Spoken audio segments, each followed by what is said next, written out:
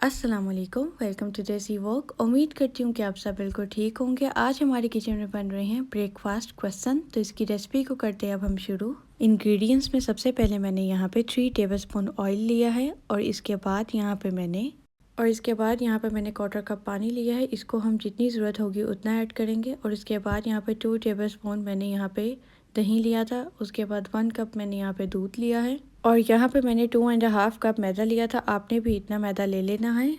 और इसके बाद यहाँ पे मैंने 1 टेबलस्पून ईस्ट ली थी और इसके बाद यहाँ पे मैंने हाफ टेबल स्पून शुगर ली थी और इसके बाद 1 टीस्पून आपने लेना है। और इसके बाद आपने एक प्लेन बॉल लेना है, उसमें हम ऐड करेंगे मैदा। आपने पूरा ऐड कर लेना है और इसके बाद एक स्पून की मदद से आपने सेंटर में एक होल क्रिएट करना है। सबसे पहले आपने सेंटर में ऐड करना है दूध और दूध ऐड करने के बाद आपने इसमें ऑयल ऐड कर देना है और ऑयल